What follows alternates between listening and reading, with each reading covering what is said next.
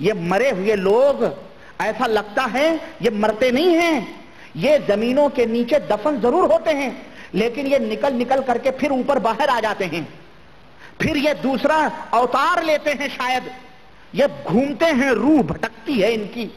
اگر یہ جنتی تھے تو جنت کی وہ ہوائیں، جنت کی وہ نعمتیں وہ چھوڑ چھوڑ کر کے دنیا میں کیوں بھاگ کے آئیں؟ کیا ضرورت تھی جہنم میں آنے کی؟ دنیا تو ویسے بھی قید خانہ۔ اگر یہ جہنمی تھے تو کیا داروغے جہنم اتنے کمزور ہیں کہ ان سے فائٹ کر کر کے بھاگ بھاگ کر کے دنیا میں آ رہی ہیں؟ یہ کون ہیں؟ یہ کون سی مخلوق ہیں؟ کوئی کہہ سکتا ارے تم وہابیوں کی سمجھ میں آنے والی بات نہیں ہے، یہ ولی اللہ ہے۔ ابے یہ جاہل، یہ بے شرع، فاسق و فاجر، یہ ولی اللہ ہو سکتا ہے؟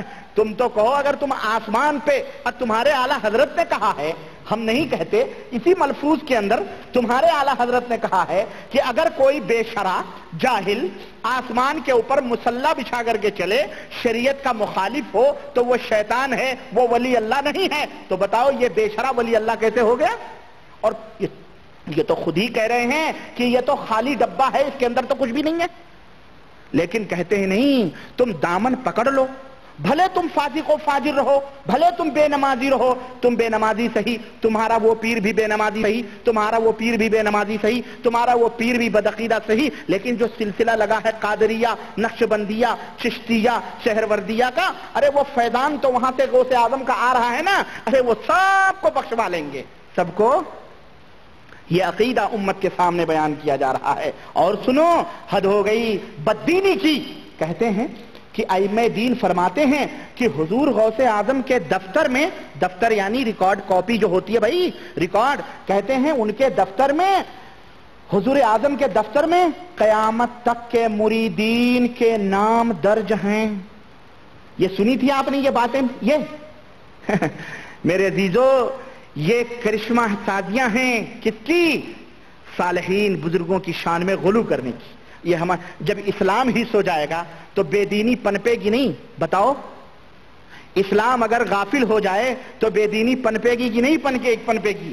سامنے بیٹھے اسلام بے خبر ہیں، اسلام غافل ہو چکے ہیں، یہ دیکھیں، یہ اسلام تو نہیں ہے، اسلام کے ماننے والے ہیں، لیکن جب یہ اسلام کے ماننے والے غافل ہو جائیں گے ہمارے اسلام بھائی تو بے دینی پنپے گی کہ نہیں؟ جب آپ سامنے بیٹھ کر کے اس طرح کھراٹے لیں گے تو اللہ ہی بھلا کرے۔ بہرحال رات کے 11:15 ہو رہے ہیں، 11:20 میں بھی اپنی بات یہ دفتر مبارک پر کہہ کے بند کر رہا ہوں، شاید نیند آ رہی ہے آپ لوگوں کو۔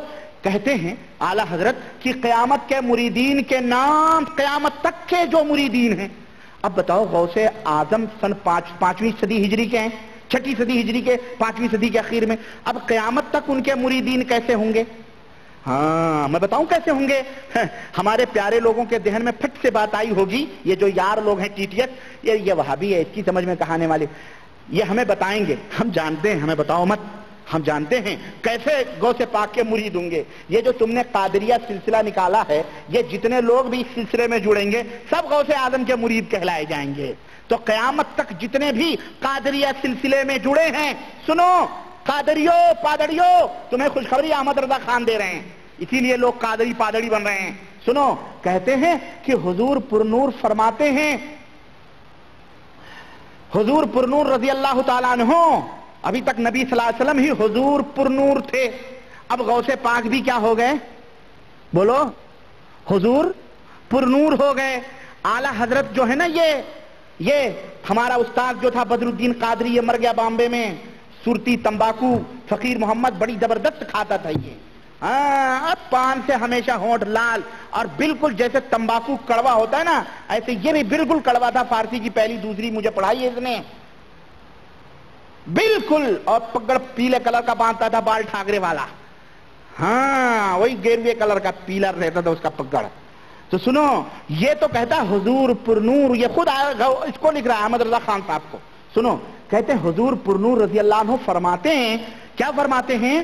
سنو، علامہ حالی نے کسی زمانے میں کہا تھا کہ نبی کو جو چاہیں خدا کر دکھائیں، اماموں کا رتبہ نبی سے بڑھائیں۔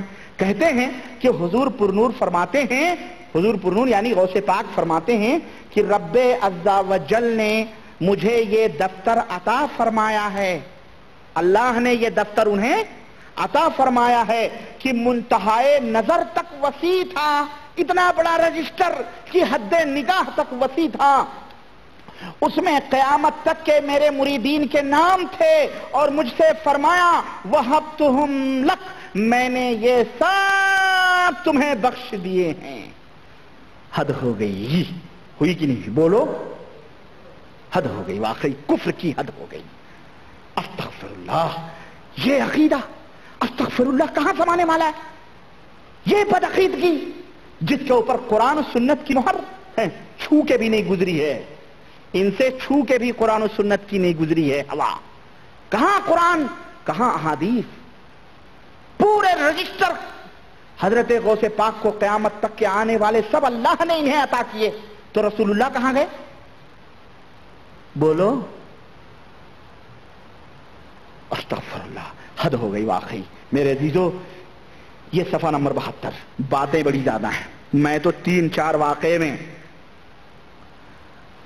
اتنا ٹائم آپ کا لے لیا، بقیہ اور بھی باتیں ہیں، میں چاہتا ہوں یہ سلسلہ چلتا رہے، ہے نہیں؟ یہ قسط در قسط چلے گی انشاءاللہ تبارک تعالیٰ۔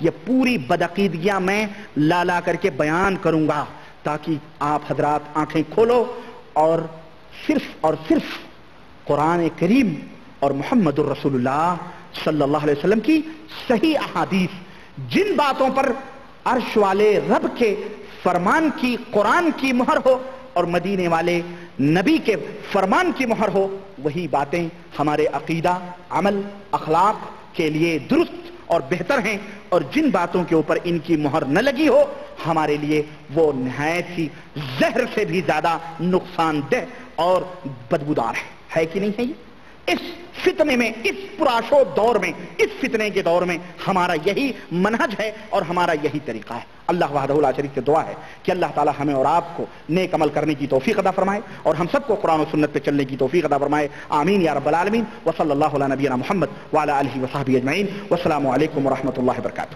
ایک اعلان اور معذرت